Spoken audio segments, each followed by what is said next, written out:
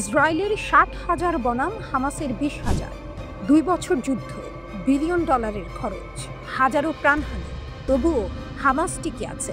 ইসরায়েলের দাবি তাদের 90% শক্তি ধ্বংস করা হয়েছে, কিন্তু বাস্তবতা বলছে ভিন্ন কথা। গাজার অন্তরে আজও দাঁড়িয়ে আছে 20,000 সশস্ত্র যোদ্ধা। ভাঙতে না পারা প্রতিরোধ। যুদ্ধ শুরুর আগে ধারণা ছিল হামাসের যোদ্ধা সংখ্যা 30,000-এর কাছাকাছি। দ্য আটলান্টিকের সাম্প্রতিক রিপোর্ট বলছে এখনও অন্তত 20,000 যোদ্ধা মাঠে সক্রিয়। যুক্তরাষ্ট্রের গোয়েন্দারা জানাচ্ছে 2023 সালের যুদ্ধ শুরুর পর থেকে প্রায় 10 থেকে 15,000 নতুন যোদ্ধা যুক্ত হয়েছে হামাসে। একই সময়ে অনুরূপ সংখ্যক যোদ্ধা নিহত হয়েছে। এখানেই মোড়। ধ্বংসের দাবির মাঝেও আবার জন্ম নিচ্ছে নতুন লড়াইয়ের আগুন। অঙ্ক 2, ইসরায়েলের প্রস্তুতি সন্দেহের ছায়া। অন্যদিকে ইসরায়েল দাঁড়াচ্ছে এক বিশাল মোড়ে। গাজা দখলের পরিকল্পনা নিয়ে তারা নামাচ্ছে প্রায় 7,000 রিজার্ভ সেনা। 2 সেপ্টেম্বর থেকে শুরু হবে প্রথম ধাপের ডাক। 40 থেকে 50,000 সেনা ফিরবেন সামরিক পোশাকে। নভেম্বর, ডিসেম্বর, এরপর ফেব্রুয়ারি, মার্চে আসবে আরও 2 দফা ডাক। সব মিলিয়ে 1,30,000-এর মতো রিজার্ভ সেনা থাকবে মাঠে। তবুও প্রশ্ন থেকে যায়, সবাই কি যুদ্ধে নামবেন? রিপোর্ট বলছে তাদের অনেকেই মানসিক চাপে ভুগছেন। টাইমস অফ ইসরায়েলের এক জরিপে উঠে এসেছে প্রায় 40% সেনা মনে করছেন তাদের লড়াইয়ের মনোবল অনেক কমে গেছে। টুইস্টটা এখানে, বড় সেনাবাহিনী গড়েও ইসরায়েল ভেতর থেকে দুর্বল হয়ে পড়ছে। অঙ্ক 3, সেনাবাহিনীর সংকট। ইসরায়েলের স্থায়ী সেনাবাহিনী মাত্র 1,69,000। দ্য উইক জানাচ্ছে অন্তত আরও 10 থেকে 12,000 পূর্ণকালীন সেনার প্রয়োজন, যাতে সেনাবাহিনী অপটিমাল হতে পারে। এজন্য বছরে অতিরিক্ত 600 থেকে 700 জনকে নিয়োগ দেওয়ার চিন্তাও করছে তারা। তবুও হামাসকে দমন করতে এই শক্তি কি যথেষ্ট? 2 বছরের রক্তক্ষয়ী যুদ্ধই তার উত্তর দিচ্ছে। অঙ্ক 4, গাজার বুকে মানবিক বিপর্যয়। অঙ্ক 4, গাজার বুকে মানবিক বিপর্যয়। গাজার মাটিতে চলছে অন্য যুদ্ধ। আন্তর্জাতিক বিশেষজ্ঞরা ঘোষণা করেছেন গাজা এখন দুর্ভিক্ষের দ্বার প্রান্তে। হাজারো শিশু অপুষ্টিতে মারা যাচ্ছে। গাজার মানবিক সংকটকে আরও ঘনীভূত করেছে এই অবিরাম যুদ্ধ। আরেক করুণ অধ্যায়। প্রায় 49 জন জিম্মি এখনও হামাসের হাতে রয়েছে বলে ধারণা। এর মধ্যে প্রায় 20 জন জীবিত থাকার খবর পাওয়া গেছে। অঙ্ক 5, বিশ্ব রাজনীতির চাপ। যুদ্ধকে কেন্দ্র করে ইসরায়েলের ভেতরেও চলছে রাজনৈতিক ঝড়। প্রধানমন্ত্রী বেনিয়ামিন নেতানিয়াহুর সরকার গাজা দখল পরিকল্পনা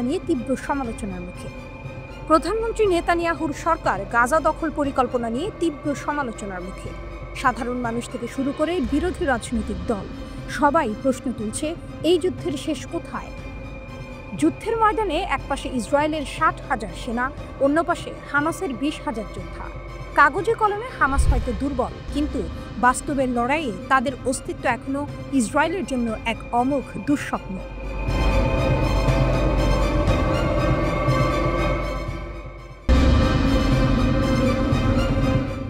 শনির দশা নেমেছে আমেরিকার আকাশে। দুনিয়ার সবচেয়ে শক্তিশালী সামরিক শক্তি মার্কিন যুক্তরাষ্ট্র, কিন্তু তাদের ভরসার যুদ্ধবিমানই আজ পরিণত হচ্ছে ধ্বংসের খেলায়। ভার্জিনিয়া উপকূল, স্থানীয় সময় সকাল 10টা।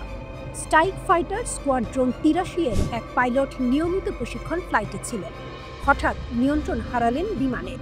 মাত্র কয়েক সেকেন্ডের মধ্যেই মার্কিন নৌবাহিনীর গর্ব FA-18E সুপার হর্নেট আছড়ে পড়ল সমুদ্রে। বাংলাদেশি টাকায় যার দাম প্রায় 820 কোটি, সে বিমান এখন সমুদ্রের অন্ধকারে। পাইলট ইজেক্ট করে প্রাণ বাঁচালেও যুদ্ধবিমানটি এখনও উদ্ধার করা যায়নি। নিউ ইয়র্ক পোস্টের খবরে বলা হয়েছে, $67 মিলিয়ন মূল্যের যুদ্ধবিমান সমুদ্রে ডুবে যাওয়ার পর নৌবাহিনীর পাইলটকে উদ্ধার করা হয়। প্রায় 90 মিনিট পরে অনুসন্ধান ও উদ্ধার অভিযানের পর জীবিত উদ্ধার হন তিনি। শুধু এই একটি নয়, গত 10 মাসে এ নিয়ে 6টি সুপার হর্নেট হারালো মার্কিন নৌবাহিনী। এর আগে গত এপ্রিলে একটি যুদ্ধবিমান USS হ্যারি এস ট্রুম্যান রণতরী থেকে ছিটকে পড়ে সাগরে তলিয়ে যায়। শনি যেন কেবল আমেরিকায় থামেনি, মালয়েশিয়ার কুয়ান্তান বিমান ঘাঁটিতেও একই ট্র্যাজেডি। একটি FA-18D হর্নেট উড্ডয়নের সময় হঠাৎ আগুন ধরে যায়। বিস্ফোরিত হয়ে রানওয়েতে ভেঙে পড়ে বিমানটি। সৌভাগ্যক্রমে 2 পাইলট ইজেক্ট করে বেঁচে যান। নৌবাহিনীর মুখপাত্র লেফটেন্যান্ট জ্যাকি পরাশর জানান, স্ট্রাইক ফাইটার স্কোয়াড্রন 83-এর নিয়মিত প্রশিক্ষণ ফ্লাইটের সময় বিমানটির নিয়ন্ত্রণ হারান পাইলট। তিনি সঙ্গে সঙ্গে ইজেক্ট করেন এবং পরে উদ্ধারকর্মীরা তাকে সমুদ্র থেকে নিরাপদে বের করে আনেন। কিন্তু প্রশ্ন হলো, এত উন্নত প্রযুক্তির যুদ্ধবিমান হঠাৎ করে কেন ভেঙে পড়ছে? FA-18 সুপার হর্নেট 2 ইঞ্জিন বিশিষ্ট একটি মাল্টি রোল ফাইটার জেট, যুদ্ধক্ষেত্রের জন্য তৈরি এক দানব। আকাশ থেকে আকাশে কিংবা আকাশ থেকে মাটিতে সব ধরনের হামলায় সক্ষম। ম্যাক 1.8 গতিতে ছুটে যেতে পারে। কেবল যোদ্ধা নয়, গোয়েন্দা ও প্রতিরক্ষাতেও সমান শক্তিশালী। তবু বাস্তবতা ভিন্ন। গত 1 বছরে এই শক্তির প্রতীক পরিণত হয়েছে দুর্বলতার চিহ্নে, প্রশিক্ষণ কিংবা দুর্ঘটনা। কারণ যাই হোক, এখন প্রশ্ন উঠছে, মার্কিন সামরিক বাহিনী কি প্রযুক্তিগত ত্রুটির শিকার, নাকি অভিশপ্ত দশায় গ্রাস করছে তাদের আকাশ? যুদ্ধবিমানগুলো হারিয়ে যাচ্ছে সমুদ্রের অতল গহ্বরে, কিন্তু এর প্রতিধ্বনি বেজে উঠছে পৃথিবীর প্রতিটি সামরিক ঘাঁটিতে। বিশ্বের সুপার পাওয়ারও যে কখনো হোঁচট খেতে পারে, এই দুর্ঘটনাগুলোই তার প্রমাণ।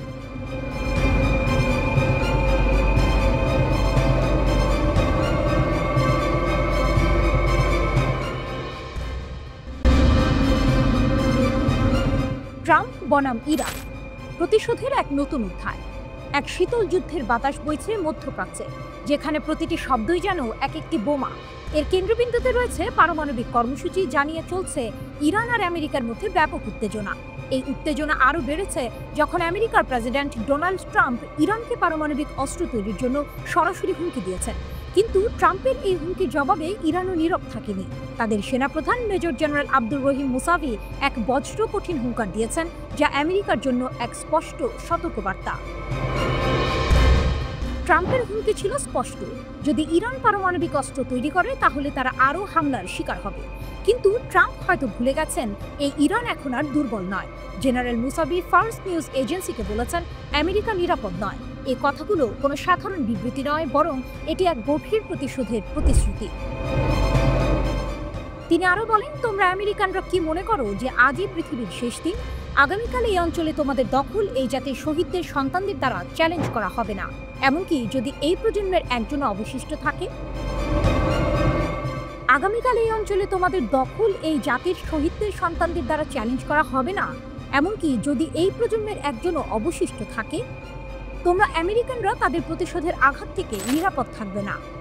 মুসাভি যেন আমেরিকার অতীত আগ্রাসন ও হত্যাকাণ্ডের প্রতিশোধের আগুন উস্কে দিলেন। তার কথাগুলো স্পষ্ট করে দেয় যে ইরান তাদের শহীদদের কোনোদিন ভুলবে না এবং এর প্রতিশোধ নিতে তারা বদ্ধপরিকর। গত 13ই জুন ইসরায়েল ইরানকে আক্রমণ করে দাবি করে যে ইরান পারমাণবিক অস্ত্র তৈরি করছে, যা তাদের জন্য হুমকি। এরপর 22 জুন আমেরিকাও ইসরায়েলের সাথে হাত মিলিয়ে ইস্পাহান, নাতানজ এবং ফোর্দোতে ইরানের পারমাণবিক স্থাপনাগুলোতে হামলা চালায়। ট্রাম্প তখন দাবি করেন যে ইরানের পারমাণবিক কর্মসূচি ধ্বংস করে দেওয়া হয়েছে, কিন্তু এখনকার পরিস্থিতি দেখে মনে হচ্ছে ট্রাম্পের সেই দাবি সম্পূর্ণ মিথ্যা ছিল। ইরান বরাবরই বলে আসছে যে তাদের পারমাণবিক কর্মসূচি সম্পূর্ণ বেসামরিক উদ্দেশ্যে পরিচালিত হচ্ছে এবং পারমাণবিক অস্ত্র তৈরির কোনো ইচ্ছা তাদের নেই। কিন্তু আমেরিকা ও ইসরায়েল এই দাবিকে কোনোদিন বিশ্বাস করেনি। এই দুই দেশের হামলা ইরানকে আরও বেশি সতর্ক ও শক্তিশালী হতে বাধ্য করেছে। জেনারেল মুসাভির এই হুমকি থেকে বোঝা যায় ইরানের প্রতিশোধের আগুন এখনো জ্বলছে। তারা শুধু কথার কথা বলছে না, বরং তাদের প্রতিটি শব্দে এক গভীর সংকল্পের প্রতিফলন দেখা যায়। ট্রাম্পের হুমকি ছিল এক আঘাত, আর মুসাভির জবাব ছিল এক পাল্টা আঘাত।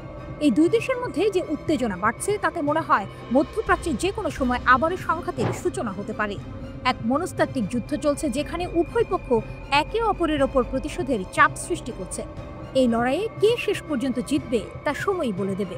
তবে একটি বিষয় স্পষ্ট, ইরান এখন আর সেই পুরনো ইরান নয়। তারা এখন তাদের আত্মবিশ্বাস আর প্রতিশোধের আগুনে আরও বেশি শক্তিশালী।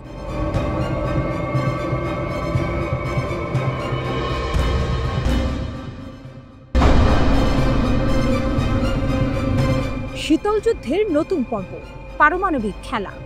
গল্পটা শুরু হয়েছিল প্রায় 4 দশক আগে, যখন বিশ্ব ছিল দুটি শিবিরে বিভক্ত। একদিকে মার্কিনীদের নেতৃত্বাধীন জোট, অন্যদিকে সোভিয়েত ইউনিয়ন। দুই পরাশক্তির মধ্যে পারমাণবিক যুদ্ধের ঝুঁকি ছিল সর্বোচ্চ। সেই ভয়াবহ পরিস্থিতি থেকে মুক্তি পেতে জন্ম হয়েছিল এক ঐতিহাসিক চুক্তি, INF চুক্তি। এই চুক্তিটি ছিল পারমাণবিক ক্ষেপণাস্ত্র মোতায়েনের ওপর এক বড় লাগাম। বলা হয়েছিল, কেউ আর 500 থেকে 5500 কিলোমিটার পাল্লার ক্ষেপণাস্ত্র ব্যবহার করতে পারবে না। এতে সাময়িকভাবে স্বস্তির নিঃশ্বাস ফেলেছিল পুরো বিশ্ব। কিন্তু সেই শান্তির গল্পে এবার ভাঙন ধরেছে। দীর্ঘ 38 বছর পর মস্কো একটি ধাক্কা দিল। অনেকটা সিনেমার মতো এক ঝটকায় রাশিয়া ঘোষণা করল তারা আর এই চুক্তি মানবে না। ক্রেমলিনের মুখপাত্র দিমিত্রি পেসকভ সাফ জানিয়ে দিলেন, আমরা আর নিজেদের কোনো বিধিনিষেধের মধ্যে রাখব না। এর মানে হলো রাশিয়া এখন থেকে ইচ্ছামতো মাঝারি পাল্লার পারমাণবিক ক্ষেপণাস্ত্র মোতায়েন করতে পারবে। এই ঘোষণার পর যেন ইউরোপে তীব্র আতঙ্কের ঢেউ আছড়ে পড়ল। ওয়াশিংটন থেকে লন্ডন পর্যন্ত জরুরি বৈঠকের পর বৈঠক চলতে শুরু করলো। সবার মনে একটাই প্রশ্ন, তাহলে কি আরেকটি পারমাণবিক সংঘাতের মুখোমুখি হতে যাচ্ছে বিশ্ব? যুদ্ধ চাইলে যুদ্ধ। এই ঘোষণার পেছনে আসলে বেশ কিছু কারণ লুকিয়ে আছে। রাশিয়া বলছে তারা তাদের নিরাপত্তা রক্ষার জন্য এই পদক্ষেপ নিয়েছে। তাদের অভিযোগ, যুক্তরাষ্ট্র ও তার পশ্চিমা মিত্ররা রাশিয়াকে চারদিক থেকে ঘিরে ধরেছে, ক্রমাগত হুমকি, নিষেধাজ্ঞা আর আগ্রাসনের ফাঁদ ডাকছে। এর জবাবেই মস্কো এমন কঠোর পদক্ষেপ নিতে বাধ্য হয়েছে। তাদের বক্তব্য যথেষ্ট হয়েছে আর নয়। কিন্তু আসল মোচড়টা আসে যখন পশ্চিমা নিরাপত্তা বিশ্লেষকরা অন্য একটি দিক তুলে ধরে। তাদের মতে রাশিয়ার এই ঘোষণা আসলে একটি আনুষ্ঠানিকতা মাত্র, কারণ রাশিয়া নাকি অনেক আগেই গোপনে এই চুক্তি লঙ্ঘন করছিল। তারা ওরেশনিক নামে একটি নতুন হাইপারসনিক ক্ষেপণাস্ত্র পরীক্ষা করেছে, যা মাঝারি পাল্লার।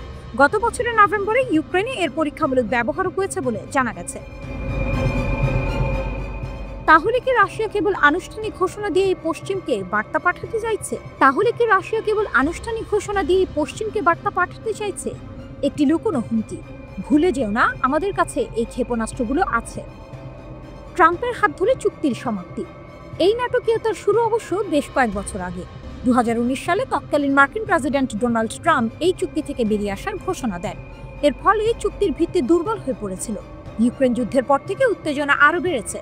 রাশিয়া বারবার পশ্চিমাদের সতর্ক করেছে পারমাণবিক যুদ্ধের ঝুঁকি নিয়ে। এমনকি পুতিনও বলেছেন এই খেলা বন্ধ করা উচিত। কিন্তু গত সপ্তাহে ট্রাম্প রাশিয়ার সামুদ্রিক সীমান্তের কাছে পারমাণবিক অস্ত্রবাহী সাবমেরিন মোতায়েনের ঘোষণা দিলে পরিস্থিতি আরও ঘোলাটে হয়। বলা যায় এটিই ছিল শেষ পেরে। এখন পরিস্থিতি এমন এক জায়গায় এসে দাঁড়িয়েছে যেখানে প্রতিটি পদক্ষেপই নতুন কোনো সংঘাতের জন্ম দিতে পারে। রাশিয়া বলছে তারা কোনো চাপ মানবে না। পশ্চিমা বিশ্ব সতর্ক হচ্ছে, জরুরি বৈঠক চলছে। কিন্তু সবার মনে একটাই প্রশ্ন, এই খেলাটা কি শেষ পর্যন্ত একটা চরম পরিণতির দিকেই যাচ্ছে? মস্কো কি সত্যিই আবার সুপার পাওয়ারের মুকুট পড়তে চাইছে, নাকি এটা শুধু একটি হুমকি?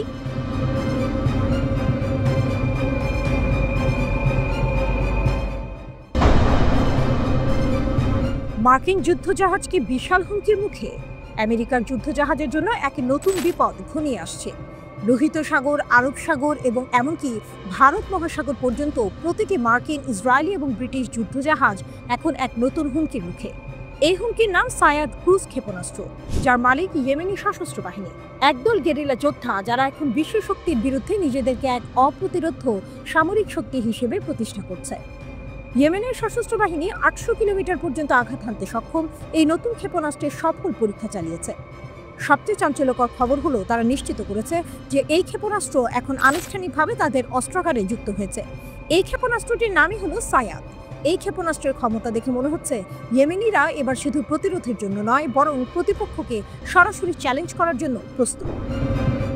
এই ক্ষেপণাস্ত্রের সবচেয়ে বড় বৈশিষ্ট্য হলো এর ক্ষমতা এবং ধূর্ততা। সায়াদ এমনভাবে তৈরি করা হয়েছে যে এটি রাডার এড়িয়ে চলতে পারে এবং কম উচ্চতায় উঠতে পারে।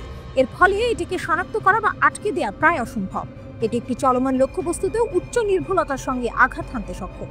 একটি মোবাইল ট্রাক থেকে এটি উৎক্ষেপণ করা হয়, যা এর গতিশীলতা ও গোপনীয়তা আরও বাড়িয়ে দেয়।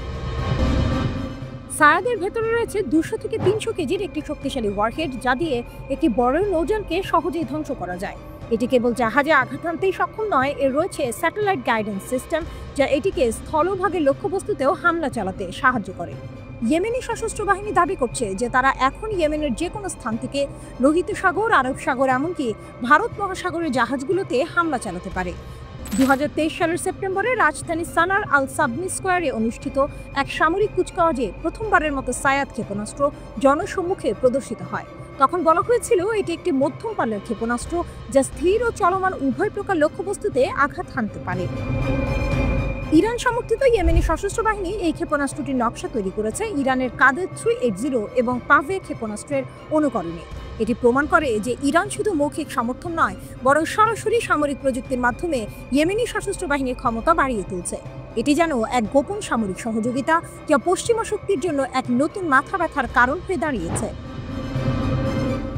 ইসরায়েলের সাথে সংঘাত শুরু হওয়ার পর থেকে হুথিরা তাদের ক্ষেপণাস্ত্রের ভান্ডার বাড়িয়ে চলেছে। প্রতিবেদন অনুযায়ী তাদের কাছে এখন 100টির বেশি ক্রুজ ক্ষেপণাস্ত্র মজুদ রয়েছে।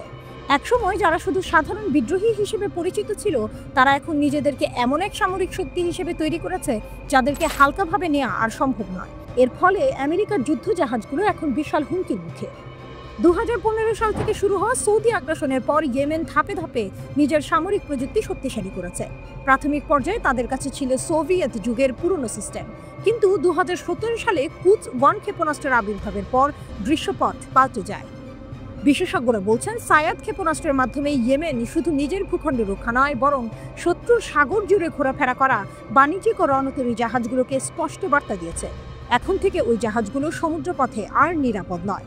এই ক্ষেপণাস্ত্র যুদ্ধের গতিপথ পরিবর্তনের সম্ভাবনাও সৃষ্টি করেছে।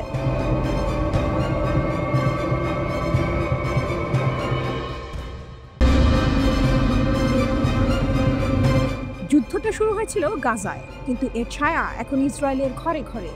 বিশ্ববাসীকে চমকে দিয়ে ফিলিস্তিনি প্রতিরোধ বাহিনী তাদের দুঃসাহসিক কৌশল দিয়ে ইসরায়েলের সুপ্রশিক্ষিত সেনাবাহিনীকে বিপর্যস্ত করে তুলছে। আধুনিক সমরাষ্ট্রে সজ্জিত এই সেনারা এখন গাজার ধ্বংসস্তূপের ভেতর থেকে উঠে আসা গেরিলা কৌশলের কাছে পরাস্ত। কিন্তু এই যুদ্ধের সবচেয়ে বড় টুইস্ট হলো, আসল যুদ্ধটা কেবল রণাঙ্গনে নয়, চলছে সেনাদের মনের ভেতরেও। গাজার সুড়ঙ্গ থেকে ইসরায়েলের মনস্তত্ত্ব। গাজার প্রতিরোধ যোদ্ধারা সুড়ঙ্গ ও চোরাগোপ্তা হামলায় এতটাই পারদর্শী যে ইসরায়েলি সেনারা দিশেহারা। তাদের এই দুঃসাহসিক প্রতিরোধের সামনে আধুনিক সমরাষ্ট্র যেন অকেজো। যুদ্ধের এই ভয়াবহতার ফল হলো প্রায় 80,000 ইসরায়েলি সেনা আহত হয়েছে, যা ইসরায়েলের সামরিক ইতিহাসে নজিরবিহীন। কিন্তু এর চেয়েও ভয়ঙ্কর হলো মানসিক ক্ষয়ক্ষতি। প্রায় 26,000 সেনা মানসিক সমস্যার শিকার, যার মধ্যে অনেকেই post traumatic stress disorder PTSD এ ভুগছেন।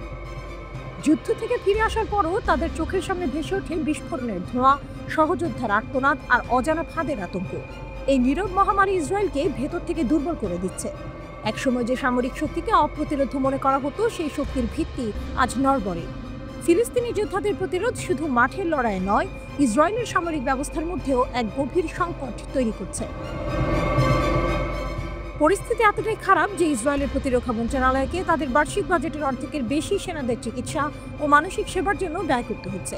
ইতিমধ্যেই $1.2 বিলিয়ন বিশাল অঙ্কের অর্থ বরাদ্দ করা হয়েছে। মানসিক ট্রমা থেকে সেনাদের মধ্যে আত্মহত্যার প্রবণতাও বেড়েছে। শুধুমাত্র 2025 সালেই অন্তত 16 জন সেনা আত্মহত্যা করেছে এবং যুদ্ধ শুরুর পর থেকে এই পর্যন্ত প্রায় 45 জন সেনা আত্মহত্যা করেছেন বলে জানা গেছে। এই ভয়াবহ পরিস্থিতিতে ইসরায়েলি সামরিক বাহিনীর বিরুদ্ধে তাদের সাবেক সেনারা মুখ খুলতে শুরু করেছে। তারা তেল আবিবে বিক্ষোভ করছে। ইসরায়েলি লেখক ও বিশ্লেষক এফরাইম এর মতে, এটি একটি নীরব মহামারী যা গাজার যুদ্ধ শেষ হয়ে গেলে আরও বিপজ্জনক হয়ে উঠবে। নেতানিয়াহুর উচ্চাকাঙ্ক্ষার বিপরীতে ফিলিস্তিনি প্রতিরোধে দৃঢ়তা দেখা যাচ্ছে। তবে আসল ট্র্যাজেডি হলো, এই যুদ্ধের সবচেয়ে বড় মূল্য চোকাতে হচ্ছে সাধারণ সৈনিকদের। তাদের মন এবং শরীরের ক্ষয়ক্ষতি একটি অদৃশ্য যুদ্ধের মতো ইসরায়েলকে ভেতর থেকে ভেঙে দিচ্ছে। পুরো গাজা দখলের স্বপ্নে বিভোর ইসরায়েলের প্রধানমন্ত্রী বেনিয়ামিন নেতানিয়াহু, কিন্তু তার সেই স্বপ্নের পথে বাধা হয়ে দাঁড়িয়েছে দেশটির সেনাপ্রধান ইয়াল জামিল। তার ভাষায়, এমন যে কোনো কিছু ইসরায়েলি সেনাবাহিনীর জন্য একটি ফাঁদ। টাইমস অফ ইসরায়েল জানিয়েছে, সোশ্যাল মিডিয়ায় নেতানিয়াহুর ছেলে ইয়ার নেতানিয়াহুর একটি পোস্ট ঘিরেও দ্বন্দ্বে জড়িয়েছেন তারা দুজন। ইয়ার ওই পোস্টে লেখেন, জামির বিদ্রোহ ও সামরিক অভ্যুত্থান চেষ্টার পেছনে রয়েছেন। তার বিরুদ্ধে আনা ইয়ারের অভিযোগ নিয়ে আপত্তি তুললে সেনাপ্রধানকে এক হাত নেন নেতানিয়াহু।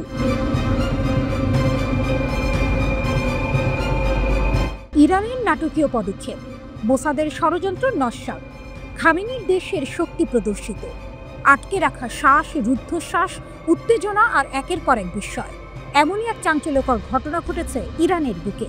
দেশটির গোয়েন্দা মন্ত্রণালয় এক নাটকীয় অভিযানে মোসাদ সংশ্লিষ্ট গোষ্ঠীগুলোর একটি বড় ষড়যন্ত্র ফাঁস করেছে। সিস্তান ও বালুচেস্তান প্রদেশের শান্ত মাটিতে হঠাৎ করেই যেন যুদ্ধ শুরুর দামামা বেজে উঠল। কিন্তু ইরান তার অদম্য শক্তি ও ক্ষুরধার বুদ্ধিমত্তা দিয়ে শত্রুর সব চাল নস্যাৎ করে দিয়েছে। রিপোর্ট আল মায়াদিনের। মার্কিন অস্ত্রের বিশাল চালান জব্দ, এক মারাত্মক চাল। শত্রুরা হয়তো ভেবেছিল তারা গোপনে তাদের কাজ চালিয়ে যাবে এবং ইরান তাদের ফাঁদে পা দেবে, কিন্তু সিস্তান ও বালুচেস্তানে যা ঘটল তা তাদের সব পরিকল্পনা উল্টে দিল। ইরানের নিরাপত্তা কর্মকর্তারা ৩টি পৃথক অভিযানে ২১০টিরও বেশি সামরিক গ্রেড অস্ত্র জব্দ করেছেন। এই অস্ত্রগুলো কোথা থেকে এসেছে জানেন? মার্কিন যুক্তরাষ্ট্র। হ্যাঁ, ঠিকই শুনেছেন। মার্কিন অস্ত্রগুলো ইসরায়েলের মোসাদ গোয়েন্দা সংস্থার সঙ্গে যুক্ত কিছু গোষ্ঠী পাচার করছিল। তাদের উদ্দেশ্য ছিল একটাই, ইরানকে অস্থিতিশীল করা এবং সন্ত্রাসী কর্মকাণ্ডের মাধ্যমে দেশের শান্তি নষ্ট করা। কিন্তু ইরানের গোয়েন্দা বিভাগের তীক্ষ্ণ নজর থেকে কিছুই লুকানো সম্ভব নয়। তারা এই ষড়যন্ত্রের গন্ধ পেয়েছিল এবং অত্যন্ত দক্ষতার সাথে এই বিপুল পরিমাণ অস্ত্রের চালান আটক করেছে। এটি কেবল একটি অস্ত্র জব্দ নয়, এটি মোসাদ এবং তাদের মিত্রদের মুখের ওপর একটি সজাগ চপেটাঘাত। ইরানের এই পদক্ষেপ প্রমাণ করে দেশের নিরাপত্তা রক্ষার জন্য তারা কতটা দৃঢ় প্রতিজ্ঞ। আইআরজিসির হুঁশিয়ারি, প্রত্যাশার চেয়েও কঠোর জবাব। ইরান শুধু অস্ত্র জব্দ করেই থেমে থাকেনি, বরং শত্রুদের প্রতি এক কঠিন বার্তা দিয়েছে। দেশটির সামরিক কমান্ডারদের শাহাদাতের 40তম দিন উপলক্ষে দেয়া এক বিবৃতিতে Islamic revolutionary guard corps IRGC স্পষ্ট জানিয়ে দিয়েছে, ইরানের নিরাপত্তার উপর যে কোনো হুমকির জবাবে তারা প্রত্যাশার চেয়েও বেশি কঠোর প্রতিক্রিয়া জানাবে। বিবৃতিতে বলা হয়েছে, অপারেশন ট্রু প্রমিস 3 এর চেয়েও বেশি শক্তিশালী এবং বেদনাদায়ক হবে তাদের পরবর্তী পদক্ষেপ। এই হুঁশিয়ারি দেওয়া হয়েছে মূলত যুক্তরাষ্ট্র, ইসরায়েল এবং তাদের মিত্রদের উদ্দেশ্যে। এর মাধ্যমে আইআরজিসি নিজেদের অপ্রতিরোধ্য শক্তির কথা পুনরায় স্মরণ করিয়ে দিয়েছে। তারা যে কোনো আগ্রাসনের বিরুদ্ধে যে কোনো সময়, যে কোনো স্থানে কড়া জবাব দিতে প্রস্তুত। এই ঘটনাগুলো কেবল অস্ত্রের চালান আটকের খবর নয়, বরং এটি ইরানের অদম্য শক্তি, সামরিক প্রস্তুতি এবং দেশের নিরাপত্তা নিশ্চিত করার দৃঢ় প্রতিজ্ঞার এক সুস্পষ্ট প্রতিফলন। শত্রুরা যখন দেশের শান্তি নষ্ট করতে চায়, তখন ইরান যেন আরও শক্তিশালী হয়ে ওঠে। এই নাটকীয় মোড় এবং রুদ্ধশ্বাস পরিস্থিতি প্রমাণ করে, ইরানকে দুর্বল ভাবার কোনো অবকাশ নেই। দেশের সার্বভৌমত্ব রক্ষায় তারা যে কতটা অপ্রতিরোধ্য তা আবারও প্রমাণিত হলো। এই ঘটনা কি অঞ্চলে আরও নতুন কোনো উত্তেজনার জন্ম দেবে, নাকি শত্রুরা ইরানের এই শক্তি দেখে পিছু হটবে?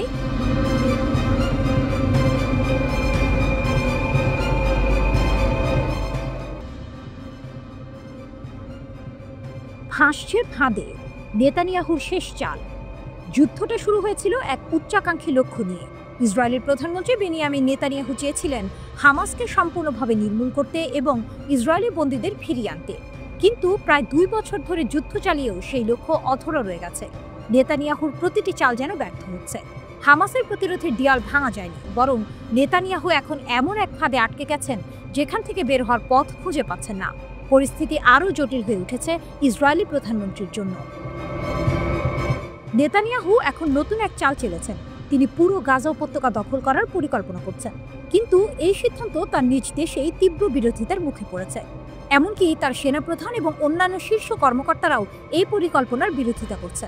তাদের মতে, পুরো গাজা দখল করা হলে ইসরায়েল এক গভীর সংকটে পড়বে। ওয়াল স্ট্রিট জার্নাল এর এক প্রতিবেদনেও বলা হয়েছে, নেতানিয়াহুর এই সিদ্ধান্ত এক বড় বিপদ ডেকে আনতে পারে। সেনাপ্রধানের পরামর্শ হলো পুরো গাজা দখলের পরিবর্তে ছোট ছোট অভিযান চালিয়ে হামাসকে দমন করা। এতে সৈন্যদের ওপর চাপ কমবে এবং কৌশলগত ঝামেলাও এড়ানো যাবে। সেনাপ্রধানের ভাষায়, আমাদের সেনাদের যুদ্ধের ক্লান্তি কমানোর কথা ভাবা উচিত এবং হামাসের ফাঁদে পা দেওয়া থেকে নিজেদেরকে রক্ষা করা উচিত। অন্যদিকে নেতানিয়াহুর কট্টর ডানপন্থী সমর্থকরা, যেমন তার জাতীয় নিরাপত্তা বিষয়ক মন্ত্রী, তাকে পুরো গাজা দখলের জন্য চাপ দিচ্ছে। এই চাপেই নেতানিয়াহু সম্ভবত তার শেষ চালটি চালছেন, জয়ের সুবাস নাকি নতুন সংকট। গাজার প্রায় ৭৫% এলাকা ইসরায়েলের দখলে থাকলেও পুরোটা দখল করা তাদের জন্য প্রায় অসম্ভব। কারণ যদি ইসরায়েল পুরো গাজা দখল করে, তবে তাদের লাখ লাখ ফিলিস্তিনির খাদ্য ও অন্যান্য মৌলিক চাহিদা পূরণের দায়িত্বও নিতে হবে। ফিলিস্তিনি প্রতিরোধ বাহিনী এমন এক জায়গায় যুদ্ধকে নিয়ে এসেছে যেখানে নেতানিয়াহুর পক্ষে পুরো এলাকা দখল করা কার্যত অসম্ভব। নেতানিয়াহু এই মুহূর্তে এক দাবার চালের মধ্যে আটকে গেছেন। একদিকে তার রাজনৈতিক ভবিষ্যতের চাপ, অন্যদিকে দেশের ভেতর থেকেই আসা তীব্র বিরোধিতা। হামাস যেন নেতানিয়াহুকে এমন এক জালে আটকে ফেলেছে যেখানে তার প্রতিটি পদক্ষেপই আরও গভীর সংকটের জন্ম দিচ্ছে। ইসরায়েলিরা বুঝতে পারছে যে তাদের প্রধানমন্ত্রী নিজের ছোড়া বিষে নিজেই নীল হচ্ছেন। এখন প্রশ্ন হলো, নেতানিয়াহু কি তার সেনাপ্রধানের কথা শুনবেন, নাকি তার কট্টর সমর্থকদের কথায় কান দেবেন? গাজার প্রতিরোধ যোদ্ধারা কি শেষ পর্যন্ত জয়ের সুবাস পাবে, নাকি নেতানিয়াহু আরও বড় কোনো সংকট তৈরি করবেন? এই যুদ্ধের পরিণতি এখন কোন দিকে মন নেয় তা দেখার জন্য অধীর আগ্রহে অপেক্ষা করছে পুরো বিশ্ব।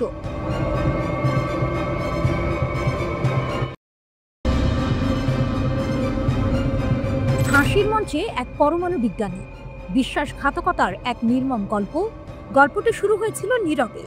এক ফাঁসি কার্যকর হয়েছে, খবরটা যেন প্রতিদিনকার সাধারণ এক ঘটনার মতো। কিন্তু এই সাধারণের আড়ালে লুকিয়েছিল এক চাঞ্চল্যকর সত্য, এক ভয়ঙ্কর বিশ্বাসঘাতকতার গল্প। এই ফাঁসির আসামি কোনো সাধারণ অপরাধী নয়। একসময় সে ছিল ইরানের গর্ব, এক পরমাণু বিজ্ঞানী। নাম তার রুজবে ভাদি। গুগলে তার নাম খুঁজলে দেখা যায় তার ক্যারিয়ার ছিল অত্যন্ত উজ্জ্বল। ইরানের পারমাণবিক শক্তি অর্জনের জন্য তার অবদান ছিল অপরিসীম। ডক্টরেট ডিগ্রিধারী এই বিজ্ঞানী 2011 সালে দেশের সবচেয়ে সেরা কিছু পরমাণু বিজ্ঞানীর সঙ্গে মিলে একটি গবেষণাপত্র লিখেছিলেন। তাদের এই গবেষণা ইরানের পারমাণবিক অগ্রগতির এক গুরুত্বপূর্ণ ধাপ ছিল।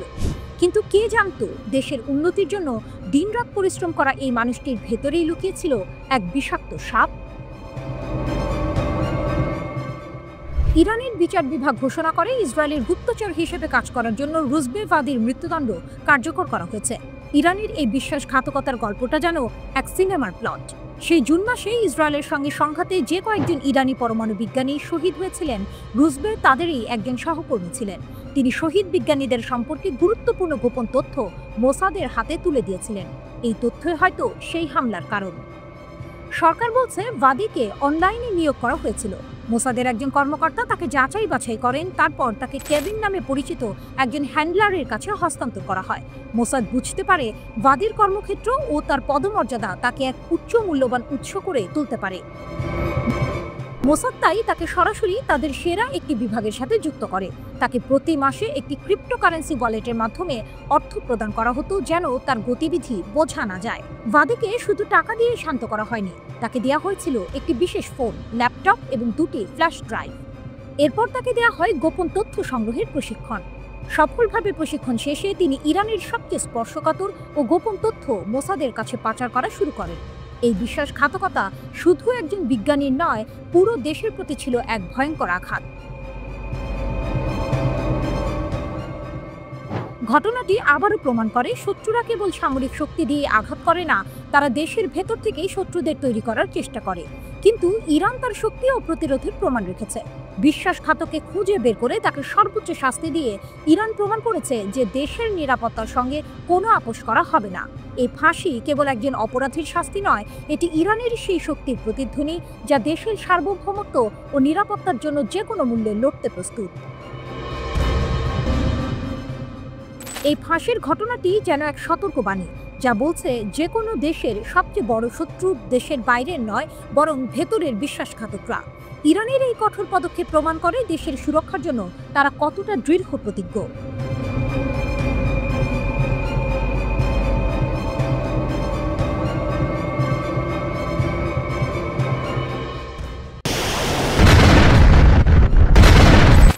বিমানবন্দরের নীরবতা ভাঙল বিকট শব্দ।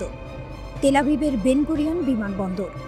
হাজার হাজার ইসরায়েলের ব্যস্ততা, প্লেনের গর্জন আর জীবনের কোলাহল সেখানে নিত্যদিনের চিত্র। কিন্তু হঠাৎই সেই কোলাহল থেমে গেল। আকাশের বুকে শোনা গেল এক দানবীয় শব্দ, যা শব্দের চেয়েও দ্রুত গতিতে ছুটে আসছিল। এক মুহূর্তের মধ্যেই সতর্কতা সাইরেন বেজে উঠল। বিমানবন্দরের শান্ত পরিবেশ মুহূর্তেই পরিণত হলো আতঙ্কের প্রান্তরে। হাজার হাজার মানুষ নিরাপদ আশ্রয়ের দিকে পাগলের মতো ছুটে চলল। যে ক্ষেপণাস্ত্রটি এই ভয়াবহতা সৃষ্টি করেছে তার নাম প্যালেস্টাইন 2। এটি একটি হাইপারসনিক ব্যালিস্টিক ক্ষেপণাস্ত্র, আর এর পেছনের কারিগর হলো ইয়েমেনি সশস্ত্র বাহিনী। যে সময় পুরো আরব বিশ্ব ফিলিস্তিনিদের ওপর চলা ইসরায়েলি হামলার মুখে নিশ্চুপ, তখন শুধুমাত্র এই ইয়েমেনিরাই ফিলিস্তিনিদের প্রতি সংহতি জানিয়ে একের পর এক হামলা চালিয়ে যাচ্ছে। কিন্তু কেন তারা এত দূর থেকে ইসরায়েলে আঘাত হানছে, আর কিভাবে তাদের হাতে এলো এমন বিধ্বংসী অস্ত্র? ইরানের হাতের পুতুল নাকি ফিলিস্তিনের বন্ধু? অনেকেই মনে করেন ইয়েমেনি সশস্ত্র বাহিনী ইরানের হাতের পুতুল মাত্র।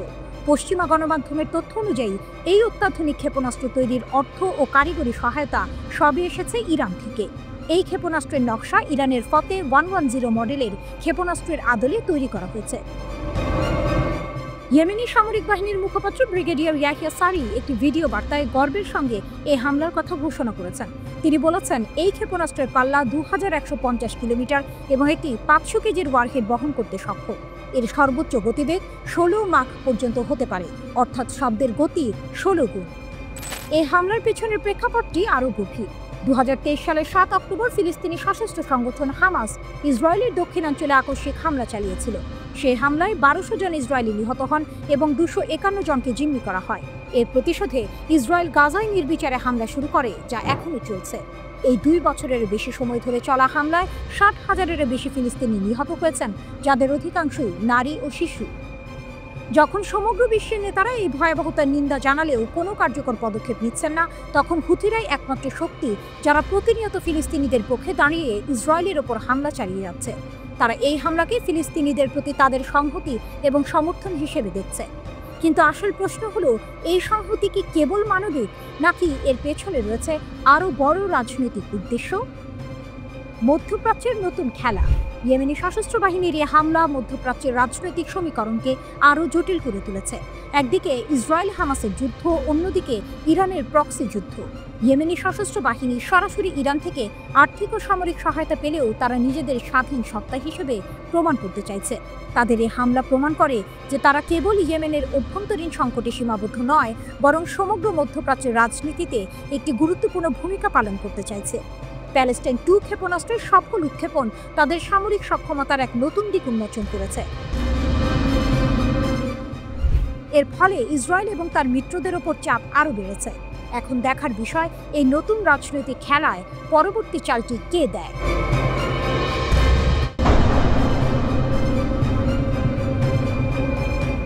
পুতিন কি ইরানকে পারমাণবিক বোমা তৈরিতে সাহায্য করছেন? গোপন এক রাতের অন্ধকার সফরে শুরু হয় এই গল্প। একদল ইরানি বিজ্ঞানী চুপিসারে পা রেখেছিলেন রাশিয়ার মাটিতে। তাদের মিশন ছিল অত্যন্ত গোপনীয়। এই সফরের পেছনে লুকিয়েছিল একটি গভীর পরিকল্পনা। একটা গভীর পরিকল্পনা যা বিশ্বের রাজনৈতিক মানচিত্রকে বদলে দিতে পারে। সবার মনে একটাই প্রশ্ন, পুতিন কি তবে ইরানকে পারমাণবিক অস্ত্র তৈরিতে সাহায্য করছেন? এই প্রশ্নের জবাব খুঁজতে গিয়ে ফাইন্যান্সিয়াল টাইমসের এক চাঞ্চল্যকর প্রতিবেদন যেন এক সিনেমার প্লট উন্মোচন করেছে। প্রতিবেদন অনুযায়ী 2024 সালের অগাস্ট মাসে ইরানের একদল বিজ্ঞানী গোপনে রাশিয়া সফর করেন। তাদের লক্ষ্য ছিল শুধু সাধারণ প্রযুক্তি নয়, এমন কিছু দ্বৈত ব্যবহারের প্রযুক্তি জোগাড় করা যা সামরিক কাজেও ব্যবহার করা যায়। এই 5 সদস্যের দলের নেতৃত্বে ছিলেন একজন পরমাণু পদার্থবিদ আলী কালভান্দো, যিনি ইরানের সামরিক গবেষণা সংস্থা SPND এর একজন জ্যেষ্ঠ কর্মকর্তা। এই সংস্থাটি পারমাণবিক অস্ত্র কর্মসূচির সাথে সরাসরি যুক্ত। দলের মধ্যে একজন সামরিক গোয়েন্দা কর্মকর্তাও ছিলেন, যা এই সফরের উদ্দেশ্যকে আরও রহস্যময় করে তোলে। ফাইন্যান্সিয়াল টাইমস গোপন সূত্রের বরাতে এই তথ্য ফাঁস করে। এর বরাতে ইরান ইন্টারন্যাশনাল জানায়, 2024 সালের অগস্টে এই সফরের নেতৃত্বে ছিলেন 43 বছর বয়সী ইরানি পারমাণবিক পদার্থবিদ আলী কালভান। তিনি কূটনৈতিক পরিষেবা পাসপোর্টে মস্কোতে এসেছিলেন। তার সাথে ছিলেন আরও 4 জন।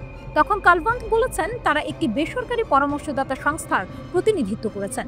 কিন্তু এখন পশ্চিমা কর্মকর্তারা জানান, প্রতিনিধি দলটিতে একজন সামরিক কাউন্টার ইন্টেলিজেন্স অফিসার এবং ইরানের প্রতিরক্ষামূলক উদ্ভাবন ও গবেষণা সংস্থা SPND-র সাথে যুক্ত সদস্যরা ছিলেন। ইরানি প্রতিনিধি দল রাশিয়ার বিজ্ঞানীদের সাথে দেখা করে এবং এমন সব কোম্পানি পরিদর্শন করে যারা অত্যন্ত সংবেদনশীল প্রযুক্তি নিয়ে কাজ করে। তাদের আগ্রহের মূল কেন্দ্রবিন্দু ছিল ট্রিটিয়াম নামক একটি আইসোটোপ, যা পারমাণবিক ওয়ারহেড তৈরিতে অপরিহার্য। এই সফর শুরুর আগে তারা এক চিঠিতে ট্রিটিয়াম, স্ট্রন্টিয়াম 90 এবং নিকেল 63 এর মতো সংবেদনশীল উপাদানগুলো সরবরাহের অনুরোধ করে। এই উপাদানগুলো সামরিক ক্ষেত্রে ব্যবহারের জন্য অত্যন্ত গুরুত্বপূর্ণ। এই সফর থেকে এক নতুন সত্য সামনে এসেছে। এতদিন ধরে রাশিয়া পারমাণবিক ইরানের ঘোর বিরোধী ছিল, কিন্তু এই গোপন সফর প্রমাণ করে যে মস্কোর অবস্থান হয়তো বদলাচ্ছে। বিশ্লেষকরা মনে করেন, ফেডারেল সিকিউরিটি সার্ভিসের অনুমোদন ছাড়া এই ধরনের সফর ও প্রযুক্তিগত আলোচনা সম্ভব নয়। এর অর্থ রাশিয়া হয়তো এখন ইরানের পারমাণবিক উচ্চাকাঙ্ক্ষাকে গোপনে সমর্থন করছে। এই খবরটি এমন এক সময় প্রকাশিত হয়েছে যখন ইরান তার পারমাণবিক সক্ষমতা দ্রুত বাড়াচ্ছে। মার্কিন কর্মকর্তারা বলছেন, ইরান আনুষ্ঠানিকভাবে ঘোষণা না করলেও খুব দ্রুত পারমাণবিক বোমা তৈরি করতে সক্ষম। ইরানের এই সক্ষমতা নিয়ে পশ্চিমা বিশ্ব জুড়ে উদ্বেগ বাড়ছে। জুন মাসে ইসরায়েলি বাহিনী SPND সদর দপ্তরে হামলা চালিয়েছিল, যেখানে বেশ কয়েকজন বিজ্ঞানী নিহত হন।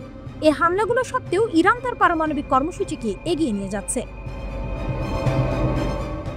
এই ঘটনাগুলো ইঙ্গিত দিচ্ছে ইরান পারমাণবিক শক্তিধর রাষ্ট্রে পরিণত হতে পারে, আর তার পেছনে হয়তো রয়েছে রাশিয়ার নীরব সমর্থন। ইরান যেমন তার শক্তি বৃদ্ধির জন্য দৃঢ় প্রতিজ্ঞ, তেমনি রাশিয়াও হয়তো আমেরিকার প্রভাব কমাতে তাদের পুরনো অবস্থান থেকে সরে আসছে। নজরে রাখছে অধিকৃত পশ্চিম তীরে পুতিনের দূতদের উপর হামলা। পশ্চিম তীরে হামলার পর রাশিয়ান দূতাবাস জবাব দাবি করেছে। পশ্চিম তীর অঞ্চলে একটি রাশিয়ান কূটনৈতিক যানবাহনে হামলা চালানো হয়েছিল। ইসরায়েলি বসতি স্থাপনকারীরা গাড়িটিকে লক্ষ্য করে হামলা চালিয়ে উল্লেখযোগ্য যান্ত্রিক ক্ষতি করেছে। 30 জুলাই গিভাত আসাফের অবৈধ ফাঁড়ির কাছে এই ঘটনা ঘটে। এই এলাকাটি রামাল্লার ঠিক পূর্বে এবং জেরুজালেমের প্রায় 20 কিলোমিটার উত্তরে অবস্থিত। গাড়িটিতে রাশিয়ান কূটনৈতিক কর্মী ছিল। কূটনীতিকরা ফিলিস্তিনি কর্তৃপক্ষ এবং ইসরায়েল উভয়ের কাছেই অনুমোদিত ছিলেন। আক্রমণের সময় বসতি স্থাপনকারীরা রাশিয়ানদের হুমকি দিচ্ছিল বলে জানা গেছে। রাশিয়ার পররাষ্ট্র মন্ত্রণালয় ইসরায়েলি সেনাবাহিনীর সম্পূর্ণ নিষ্ক্রিয়তার নিন্দা জানিয়েছে। অভিযোগ উঠেছে আইডিএফ সৈন্যরা আক্রমণাত্মক আচরণ বন্ধ করার চেষ্টা করেনি। রাশিয়া ইসরায়েলি সৈন্যদের হস্তক্ষেপের অভাবকে বিশেষভাবে বিভ্রান্তিকর বলে অভিহিত করেছে। মস্কো তেল আবিবের কর্মকর্তাদের কাছে আনুষ্ঠানিকভাবে একটি কূটনৈতিক প্রতিবাদপত্র জমা দিয়েছে। রাশিয়া এই ঘটনাকে 1961 সালের ভিয়েনা কনভারসেশনের লঙ্ঘন হিসেবে বর্ণনা করেছে। এই কনভেনশন বিশ্বব্যাপী আয়োজক দেশগুলিতে কূটনীতিকদের সুরক্ষার নিশ্চয়তা দেয়। রাশিয়ার পররাষ্ট্র মন্ত্রণালয়ের মুখপাত্র মারিয়া জাকারোভা এক বিবৃতিতে বলেন, এই হামলাকে আমরা 1961 সালের ডিপ্লোম্যাটিক সম্পর্ক বিষয়ক ভিয়েনা কনভারসেশনের গুরুতর লঙ্ঘন হিসেবে দেখছি। সবচেয়ে হতবাক করার বিষয় হলো ইসরায়েলি সেনাদের উপস্থিতি থাকা সত্ত্বেও তারা হামলা প্রতিরোধে কোনো ব্যবস্থা নেয়নি। জাকারোভার দেওয়া তথ্য মতে 30 জুলাই তারিখে প্যালেস্টাইন অথরিটির সঙ্গে রাশিয়ার কূটনৈতিক মিশনের একটি গাড়ি গিভাত আসাফের পাশ দিয়ে যাওয়ার সময় একদল ইসরায়েলি বসতি বাসিন্দারা হামলার শিকার হয়। তারা গাড়িটিতে ভাঙচুর চালায় এবং রুশ কূটনীতিকদের হুমকি দেয়। তেল আবিবে অবস্থিত রাশিয়ান দূতাবাস ইসরায়েলি কর্তৃপক্ষের কাছে একটি আনুষ্ঠানিক ঘোষণাপত্র জমা দিয়েছে। ফিলিস্তিনি রাষ্ট্র সমাধানের প্রতি মস্কোর সমর্থন পুনর্ব্যক্ত করার পর এই ঘটনা ঘটে।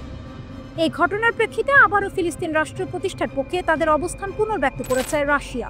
ক্রেমলিন মুখপাত্র দিমিত্রি মেসকেভ বলেন, ইসরায়েলি ফিলিস্তিন দ্বন্দ্বের একমাত্র সমাধান হল দ্বিরাষ্ট্র নীতির ভিত্তিতে সমাধান। 1988 সালে সাবেক সোভিয়েত ইউনিয়ন ফিলিস্তিনের স্বাধীনতা ঘোষণা সমর্থন করেছিল বলে উল্লেখ করেন তিনি। রাশিয়ার রাষ্ট্রীয় সংবাদ মাধ্যমগুলো জানিয়েছে, গাড়িটিতে রাশিয়ার প্যালেস্টাইন মিশনের কূটনীতিকরা ছিলেন। ঘটনার পরপরই তেল আবিবে অবস্থিত রুশ দূতাবাস ইসরায়েল সরকারের কাছে একটি ডিমার্স বা আনুষ্ঠানিক প্রতিবাদপত্র পাঠিয়েছে। রুশ কূটনৈতিক গাড়িতে হামলার পর আন্তর্জাতিক কূটনৈতিক মহলে নিন্দার ঝড় উঠলেও এখন পর্যন্ত ইসরায়েল সরকার আনুষ্ঠানিকভাবে এই ঘটনার কোনো ব্যাখ্যা দেয়নি। ইসরায়েলি সেনাবাহিনীও হামলাকারী বসতিবাসীদের বিরুদ্ধে কোনো ব্যবস্থা গ্রহণ করেনি। বিশ্লেষকরা বলছেন, পশ্চিম তীরে সহিংসতা এখন আর শুধু ফিলিস্তিনিদের বিরুদ্ধে সীমাবদ্ধ নেই, এটি এখন আন্তর্জাতিক কূটনীতিকদের নিরাপত্তাকেও হুমকির মুখে ফেলেছে।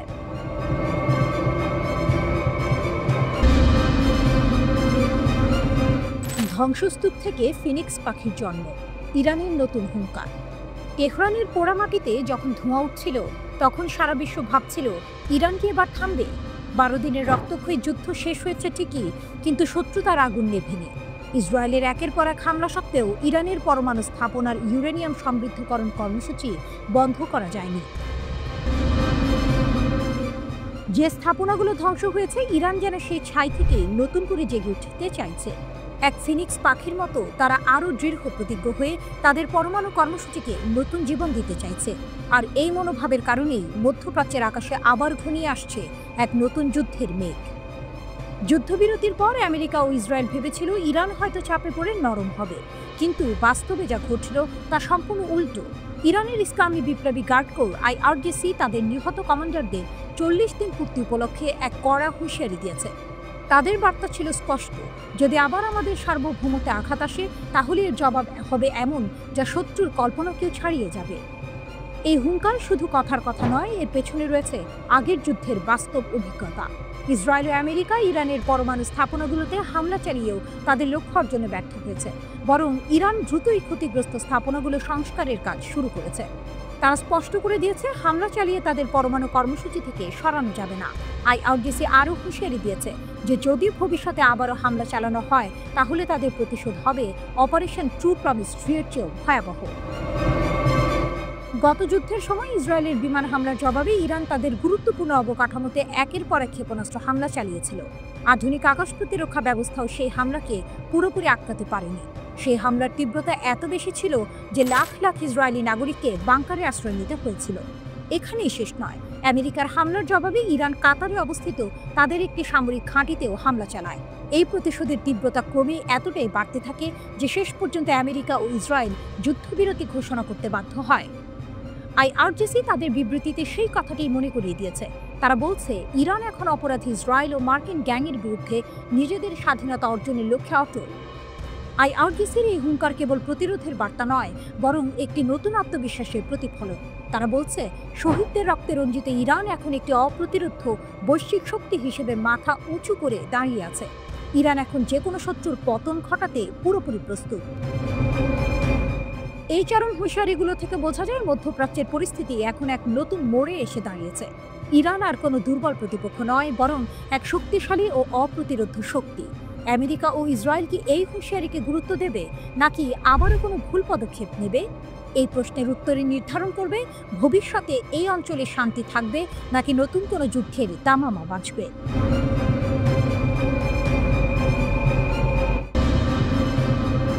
ট্রাম্প কি ইয়েমেনের সশস্ত্র বাহিনীর কারণে পিছু হটতে বাধ্য হয়েছিলেন? এক চাঞ্চল্যকর খবর সামনে এসেছে, যা আন্তর্জাতিক রাজনীতিতে নতুন করে তোলপাড় সৃষ্টি করেছে। ইয়েমেনের সশস্ত্র বাহিনী দাবি করেছে তারা মার্কিন প্রেসিডেন্ট ডোনাল্ড ট্রাম্পকে যুদ্ধ বন্ধ করতে বাধ্য করেছিল। একটি প্রভাবশালী ইসরায়েলি সংবাদপত্রের প্রতিবেদন উদ্ধৃত করে তারা এই দাবি করেছে। ট্রাম্প কেন পিছু হটলেন? ইয়েমেনি সশস্ত্র বাহিনীর এই দাবির পেছনে রয়েছে কয়েকটি চাঞ্চল্যকর ঘটনা। তাদের দাবি অনুযায়ী মার্কিন নৌবাহিনীর একটি গুরুত্বপূর্ণ যুদ্ধজাহাজ USS হ্যারি ট্রুম্যান গত মে মাসে ইয়েমেনি ক্ষেপণাস্ত্রের হামলার শিকার হয়েছিল। এই হামলায় যুদ্ধজাহাজটি প্রায় আঘাতপ্রাপ্ত হয়। ইসরায়েলি সংবাদ মাধ্যম ক্যালকালিস্ট এর প্রতিবেদন অনুসারে ট্রুম্যানকে সেই হামলা এড়াতে বিপজ্জনকভাবে কৌশল পরিবর্তন করতে হয়েছিল। এর প্রতিক্রিয়া হিসেবে একটি F-18 জেট লোহিত সাগরে বিধ্বস্ত হয়। এই ঘটনাটি ট্রাম্পের যুদ্ধ বন্ধের ঘোষণার কয়েক ঘন্টা আগে ঘটেছিল।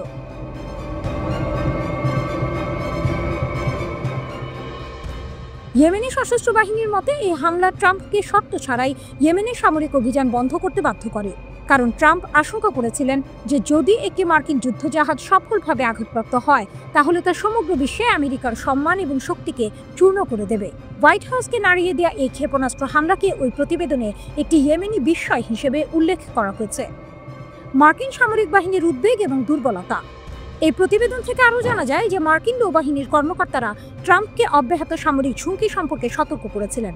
তারা বলেছিলেন যে একটি ক্ষতিগ্রস্ত বিমানবাহী রণতরী আমেরিকার বিশ্বাসযোগ্যতার জন্য একটি বড় বিপর্যয় হবে। ইয়েমেনি ক্ষেপণাস্ত্র এবং ড্রোনের অপ্রত্যাশিত ব্যবহার মার্কিন সামরিক বাহিনীকে স্তম্ভিত করে দিয়েছিল। মার্কিন বাহিনী ইয়েমেনি সশস্ত্র বাহিনীর হুমকি পুরোপুরি নিয়ন্ত্রণে রাখতে নিজেদের অক্ষম বলে মনে করেছিল। পেন্টাগনের এক কর্মকর্তা কমান্ডার ব্রেট কুপার এটিকে দ্বিতীয় বিশ্বযুদ্ধের পর মার্কিন নৌবাহিনীর সবচেয়ে বড় লড়াই হিসেবে বর্ণনা করেছিলেন। এতে বোঝা যায় ইয়েমেনিদের সামরিক সক্ষমতাকে পেন্টাগন কতটা গুরুত্ব সহকারে দেখেছিল। ট্রাম্পের পিছু হটাকে সম্মান রক্ষার জন্য। ইসরায়েলি সংবাদপত্রটি ট্রাম্পের এই পিছু হটাকে একটি সম্মান রক্ষার পদক্ষেপ হিসেবে দেখছে, যা যুদ্ধে জেতার চেয়ে বেশি গুরুত্বপূর্ণ ছিল। প্রতিবেদনে দাবি করা হয়েছে যে ইয়েমেনের এই হামলা আমেরিকার মর্যাদা এবং সামরিক শক্তি উভয়কেই ক্ষতিগ্রস্ত করেছে। এর পাশাপাশি ইয়েমেন ইসরায়েলি জলসীমা অবরোধ করে একটি দ্বৈত বিজয় অর্জন করেছে বলেও দাবি করা হয়েছে। এই প্রতিবেদন যদি সত্যি হয় তাহলে তা আন্তর্জাতিক রাজনীতির জন্য একটি বড় মোড়। একটি ছোট এবং দুর্বল সামরিক শক্তি কিভাবে একটি পরাশক্তির ওপর প্রভাব ফেলতে পারে, এটি তারই এক জ্বলন্ত উদাহরণ। তবে এই দাবির সত্যতা নিয়ে এখনও কোনো আনুষ্ঠানিক মন্তব্য আসেনি। পুরো পরিস্থিতিটি এখনও ধোঁয়াশার মধ্যে রয়েছে। তবে ইয়েমেনের সশস্ত্র বাহিনীর এই দাবি আন্তর্জাতিক মহলে ব্যাপক আলোচনার জন্ম দিয়েছে।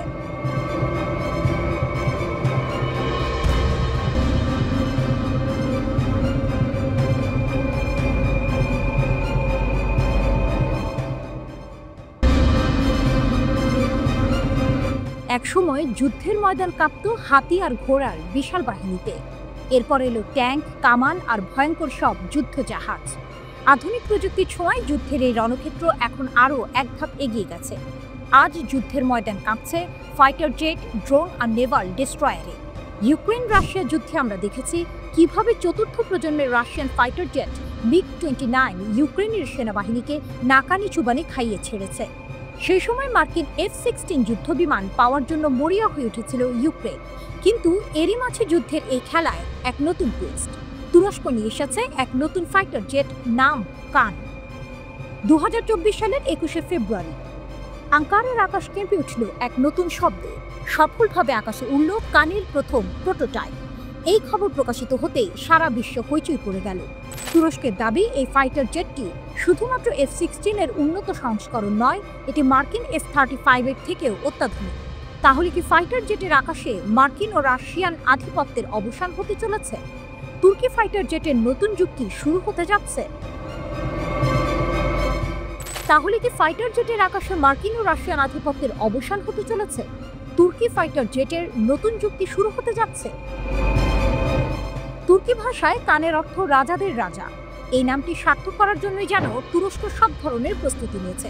2010 সালে তুর্কি প্রেসিডেন্ট রিসেপ তাইয়েপ এরদোয়ান তার দেশের বিমান বাহিনীকে সমৃদ্ধ করার এই উদ্যোগ নেন। দীর্ঘ 1 দশকেরও বেশি সময় ধরে সুইডেন, যুক্তরাজ্য সহ বিভিন্ন দেশের 200-রও বেশি কোম্পানিকে সঙ্গে নিয়ে তৈরি হয়েছে এই অত্যাধুনিক যুদ্ধবিমান। কানের মূল শক্তি হল এর প্রযুক্তিতে। এই ফাইটার জেটে ব্যবহার করা হয়েছে দুটি জেনারেল ইলেকট্রিক F-110 ইঞ্জিন, যা মার্কিন F-16 বিমানেও ব্যবহৃত হয়। তবে তুরস্ক জানিয়েছে 2028 সালের মধ্যে তারা নিজস্ব ইঞ্জিন ব্যবহার করে কান তৈরি করবে। 21 মিটার লম্বা এই ফাইটার জেটের গতি ঘন্টায় 2222 কিলোমিটার, যা মার্কিন F-35 এর গতি ঘন্টায় 1950 কিলোমিটার থেকেও বেশি। এর স্টেলথ মোড যেকোনো রাডারকে ফাঁকি দিতে সক্ষম। এছাড়াও এতে অত্যাধুনিক সেন্সর, রাডার, ইলেকট্রনিক ওয়ারফেয়ার এবং আর্টিফিশিয়াল ইন্টেলিজেন্স ব্যবহার করার সুবিধা রয়েছে। সবচেয়ে বড় কথা, এটি থেকে ড্রোনও নিয়ন্ত্রণ করা যাবে। মার্কিন যুক্তরাষ্ট্র যখন কোনো দেশকে অস্ত্র বিক্রি করে তখন বেশ কিছু শর্ত জুড়ে দেয়, যেমন অস্ত্র কোথায় ব্যবহার করা যাবে, তৃতীয় পক্ষকে দেয়া যাবে কিনা, অথবা কোনো আন্তর্জাতিক আইন লঙ্ঘন করা যাবে কিনা ইত্যাদি। কিন্তু তুরস্কের কান কিনলে এমন কোনো শর্তের আওতায় থাকতে হবে না, আর এই কারণেই অনেক দেশ এর দিকে ছুটছে। ইন্দোনেশিয়া এরই মধ্যে 48টি কান কেনার জন্য $10 বিলিয়ন চুক্তি করেছে।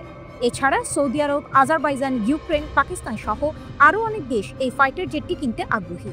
তবে কি তুরস্কের ড্রোন শক্তির পর এবার ফাইটার জেটের জগতেও তুরস্কের আধিপত্য শুরু হতে যাচ্ছে? শুধু প্রোটোটাইপ দিয়েই আন্তর্জাতিক বাজারে যে আলোড়ন ফেলেছে কান, তাতে ভবিষ্যতে বাংলাদেশের সামরিক বহরেও এই তুর্কি ফাইটার জেট যুক্ত হওয়ার সম্ভাবনা উড়িয়ে দেওয়া যায় না। কিন্তু এই রাজাদের রাজা শেষ পর্যন্ত কতটা সফলতা পাবে তা জানা যাবে বাণিজ্যিক উৎপাদন শুরু হওয়ার পর।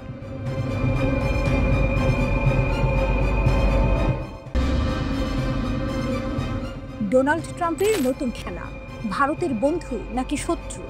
প্রেসিডেন্ট ডোনাল্ড ট্রাম্প তার দ্বিতীয় দফার শপথ নেওয়ার পর থেকেই সারা বিশ্ব তার দিকে তাকিয়েছিল। সবাই জানত তিনি ফিরছেন চীনের সঙ্গে পুরনো শুল্ক যুদ্ধ আবার শুরু করতে। তার নির্বাচনী প্রতিশ্রুতি ছিল চীনের অন্যায্য বাণিজ্যিক আচরণ থামানো। কিন্তু 6 মাস যেতে না যেতেই যেন চিত্রনাট্য পুরো পাল্টে গেল। যে আঙুল চীনের দিকে ওঠার কথা ছিল, সে আঙুল এখন তার বহু পুরনো মিত্র ভারতের দিকে।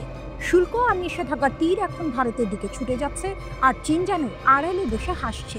কিন্তু কেন? কিভাবে চীন ট্রাম্পকে বশ মানালো? দৃশ্যপট শুরু হয় বিগত 2 দশকে। ভারত এবং আমেরিকার সম্পর্ক তখন এক নতুন উচ্চতায়। রিপাবলিকান বা ডেমোক্রেট যেই ক্ষমতায় আসুক না কেন, তারা ভারতকে কৌশলগত মিত্র হিসেবে কাছে টানতে চেয়েছে। কোয়াড জোট গঠন থেকে শুরু করে সামরিক চুক্তি, যৌথ মহড়া, সবকিছুই চীনকে প্রতিহত করার জন্য এক দারুণ স্ট্র্যাটেজি। ভারত ছিল পশ্চিমা বিশ্বের অন্যতম নির্ভরযোগ্য অংশীদার, কিন্তু সেই পুরনো বন্ধুত্বে হঠাৎ যেন ভাঙন ধরল। ট্রাম্প দ্বিতীয়বার ক্ষমতায় আসার পর হঠাৎ করে ভারতের উপর শুল্কের বোঝা চাপাতে শুরু করেন। ওষুধের ওপর শুল্ক 250% করার হুমকি তো রীতিমতো চমকে দিয়েছে সবাইকে। অথচ চীনের ওপর সর্বোচ্চ শুল্ক ছিল মাত্র 45%। ভারতের ওপর অতিরিক্ত 25% শুল্ক আরোপ ট্রাম্পের, মোট দাঁড়ালো 50। কেন এই বৈষম্য? ট্রাম্পের অভিযোগ দুটি। প্রথমত, ভারতের সঙ্গে আমেরিকার বাণিজ্য ঘাটতি। দ্বিতীয়ত, রাশিয়া থেকে ভারতের তেল কেনা। এই দুটি অভিযোগেই চীন ভারতের চেয়ে অনেক এগিয়ে। আমেরিকার সঙ্গে চীনের বাণিজ্য ঘাটতি $295 বিলিয়ন, যেখানে ভারতের সঙ্গে মাত্র 46 বিলিয়ন। রাশিয়া থেকে তেল আমদানির ক্ষেত্রেও চীন ভারতের চেয়ে অনেক বেশি পরিমাণে তেল ও কয়লা কেনে, কিন্তু শাস্তিটা দেয়া হচ্ছে শুধু ভারতকে। তাহলে কি চীন ট্রাম্পের ওপর কোনো জাদুমন্ত্র প্রয়োগ করেছে? রহস্যের সমাধান লুকিয়ে আছে এক বিশেষ ধরনের খনিজ পদার্থের মধ্যে, বিরল খনিজ। পৃথিবীর 90% বিরল খনিজ মজুদ রয়েছে চীনের কাছে। এই খনিজগুলো আধুনিক যুদ্ধবিমান, ক্ষেপণাস্ত্র, নাইট ভিশন ডিভাইস, এমনকি ড্রোন তৈরিতে অপরিহার্য। ট্রাম্প যখন চীনের উপর শুল্ক বাড়ালেন, চীন পাল্টা হিসেবে এই বিরল খনিজ রপ্তানি সীমিত করে দিল। আর এখানেই ঘটল আসল টুইস্ট।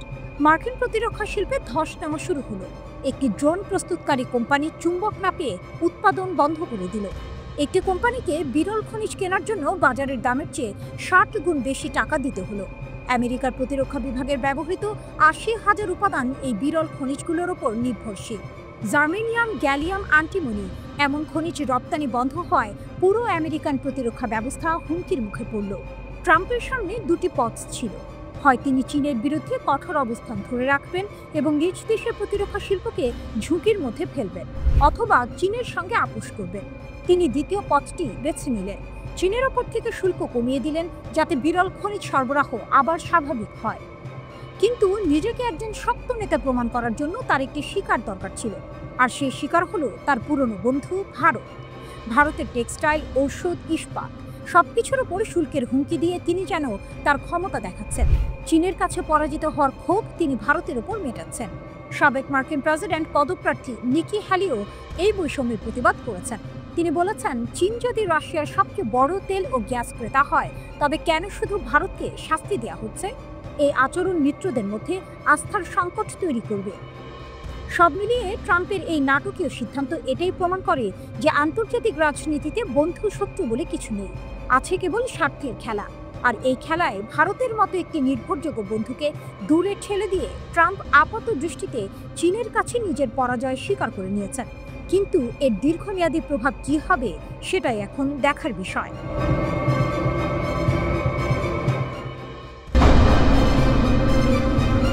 1990-এর দশকের সেই শীতল যুদ্ধের দিনগুলো হঠাৎ করে যেন আবার ফিরে এলো, কিন্তু এবার কোনো সীমানা রেখায় নয়, বরং মহাসাগরের গভীরে।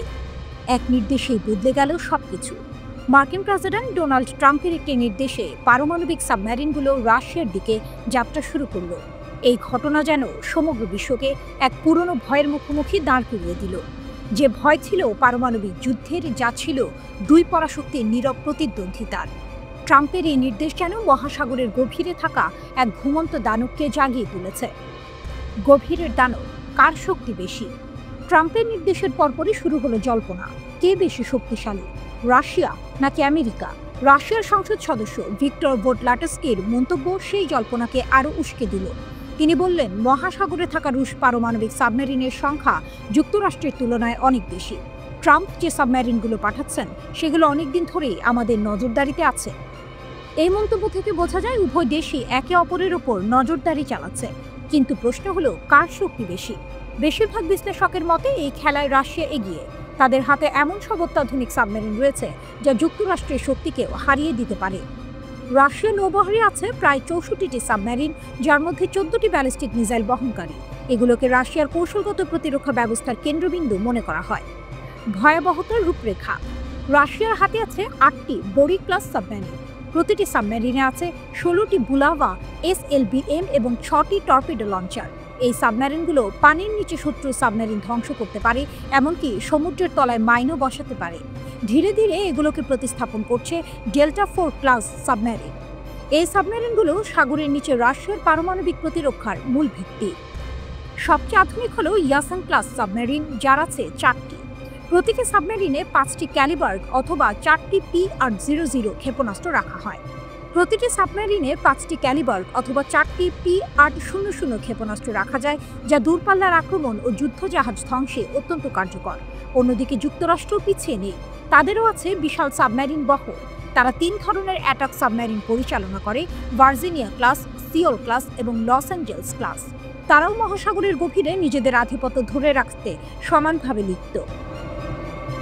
এক অস্থির ভবিষ্যৎ। ট্রাম্পের এই নির্দেশ এবং রাশিয়ার পাল্টা হুমকি। ট্রাম্পের এই নির্দেশ এবং রাশিয়ার পাল্টা হুমকি কেবল দুই দেশের মধ্যে উত্তেজনা বাড়াচ্ছে না, বরং পুরো বিশ্বকে এক অস্থির ভবিষ্যতের দিকে ঠেলে দিচ্ছে। এই সাবমেরিনগুলো কেবল সামরিক সরঞ্জাম নয়, এগুলো হলো এক নীরব হুমকি, এক অদৃশ্য যুদ্ধের প্রতীক। যখন এই সাবমেরিনগুলো গভীর সাগরে একে অপরের সঙ্গে মুখোমুখি হয়, তখন তা কেবল দুটি দেশের সামরিক শক্তির প্রতিযোগিতা নয়, বরং মানব সভ্যতার টিকে থাকার এক চরম পরীক্ষা হয়ে দাঁড়ায়। মহাসাগরের গভীরে যে খেলা শুরু হয়েছে তার ফল কি হবে তা কেউ জানে না। এই সাবমেরিনগুলো কি কেবল ক্ষমতার প্রদর্শনী, নাকি কোনো এক ভয়াবহ যুদ্ধের সূচনা? নীরব সংকেত থেকে এক ভয়াবহ পারমাণবিক সংঘাতের দিকে কি এগিয়ে যাচ্ছে বিশ্ব?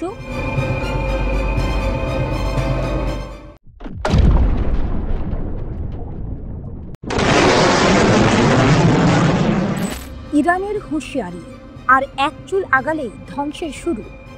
ঘড়ির কাঁটা থেমে যায় না, কিন্তু কিছু মুহূর্ত ইতিহাসে জমে থাকে চিরকাল। 12 দিনের রক্তাক্ত আগ্রাসনের ঠিক 40 দিন পর ইরানের মাটি থেকে উঠল এক বজ্রধ্বনি। Islamic revolutionary guard corps IRGC জানিয়ে দিল, এবার আর শুধু প্রতিরক্ষা নয়, এবার পাল্টা ধ্বংস।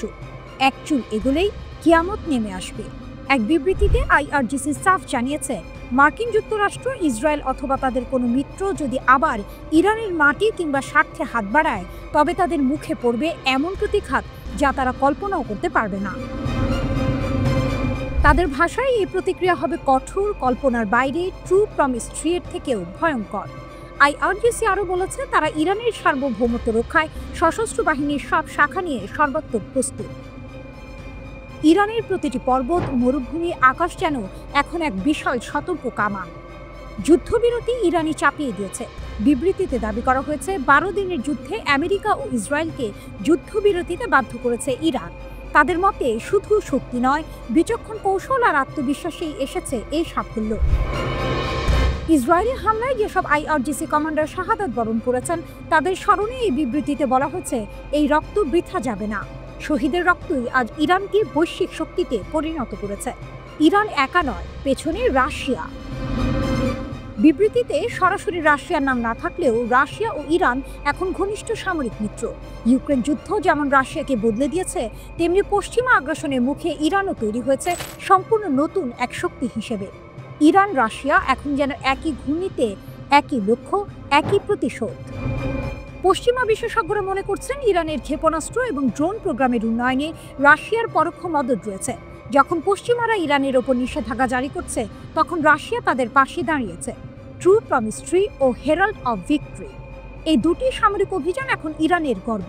বলা হয়েছে, এই অপারেশন দুটি শুধু হামলা নয়, এগুলো ছিল এক যুদ্ধশিল্পের নিদর্শন, যেখানে ড্রোন, ব্যালিস্টিক মিসাইল, সাইবার যুদ্ধ সব একসাথে ব্যবহৃত হয়েছে শত্রুকে স্তব্ধ করতে। বিশ্ব এখন ইরানের দিকে তাকিয়ে। IRGCর মতে, এখন বিশ্ব দেখছে কিভাবে ইরান অপরাধী ইহুদি আমেরিকান জোট এর বিরুদ্ধে দাঁড়িয়ে যাচ্ছে।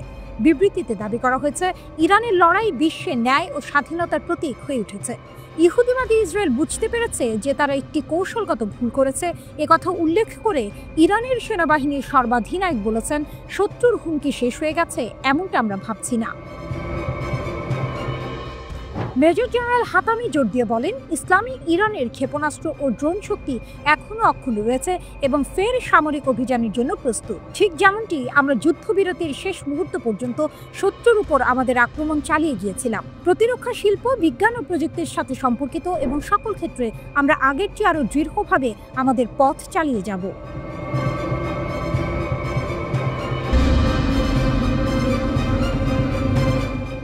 কল্পনা করুন, অসীম নীল সমুদ্র হঠাৎ কেঁপে উঠল। ঢেউয়ের বুক চিরে ছুটে যাচ্ছে একের পর এক ক্রুজ মিসাইল। আকাশ ভেদ করে এগুলো উড়ে যাচ্ছে এমন সব শহরের দিকে যেগুলোর নাম শুনলেই শক্তির প্রতীক ভেসে ওঠে চোখে। New York, Washington. আমেরিকার মতো বিশ্বের সবচেয়ে শক্তিশালী দেশকে লক্ষ্য করে হুঁশিয়ারি দিল তেহরান।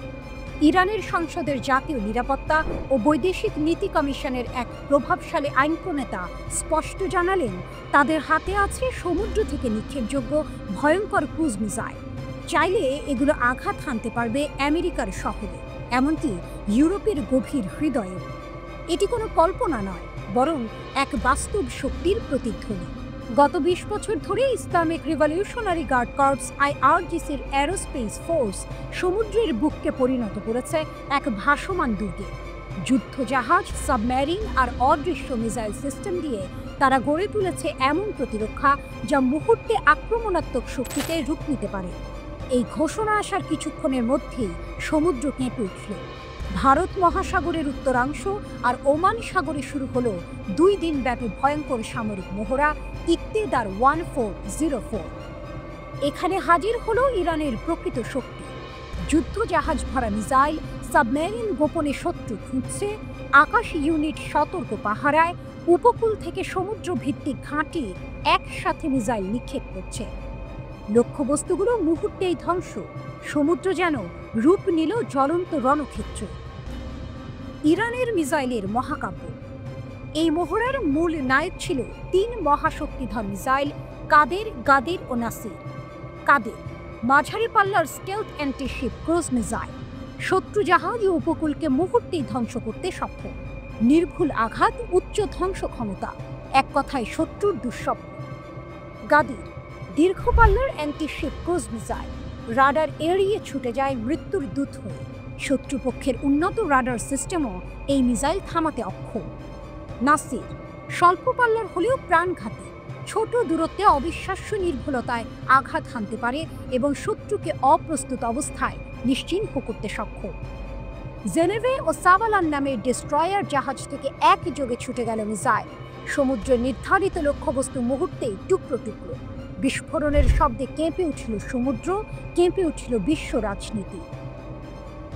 এই মহড়ার আড়ালে ছিল গভীর বার্তা। সর্বোচ্চ নেতা আয়াতুল্লাহ আলী খামেনির সরাসরি নির্দেশে এই মহড়া চালানো হয়। উদ্দেশ্য শুধু প্রতিরক্ষা নয়, বরং ঘোষণা, ইরান আক্রমণের জন্য প্রস্তুত। আমাদের শক্তি কোনো প্রদর্শনী নয়, এটি বাস্তব। এই মহড়ায় পরীক্ষা করা হলো ইরানের সর্বাধুনিক দেশীয় প্রযুক্তি, ইলেকট্রনিক যুদ্ধ ব্যবস্থা এবং সমুদ্র থেকে আকাশে আঘাত হানার সামর্থ্য। সবই সফল। এ যেন এক সিনেমার দৃশ্য। সমুদ্রের বুক থেকে মিসাইল ছুটে যাচ্ছে, বিস্ফোরণে ভেঙে পড়ছে লক্ষ্যবস্তু, আকাশ ভরে যাচ্ছে ধোঁয়ার রেখায়। দূরে বসে ওয়াশিংটন, তেল আবিব আর ইউরোপের রাজধানীগুলো আতঙ্কে কাঁপছে। শিরোনাম যেন প্রস্তুত, ইকতেদার 1404, সমুদ্র থেকে জেগে ওঠা ইরানের শক্তি। ইরান প্রমাণ করেছে তাদের শক্তি শুধু মাটিতে বা আকাশে নয়, সমুদ্রের বুকে লুকিয়ে আছে এক অদম্য মহাকাব্য। এখন প্রশ্ন, আমেরিকা ও তার মিত্ররা কি এই শক্তির সামনে দাঁড়াতে প্রস্তুত, নাকি সমুদ্র থেকে শুরু হবে নতুন এক বৈশ্বিক যুদ্ধ?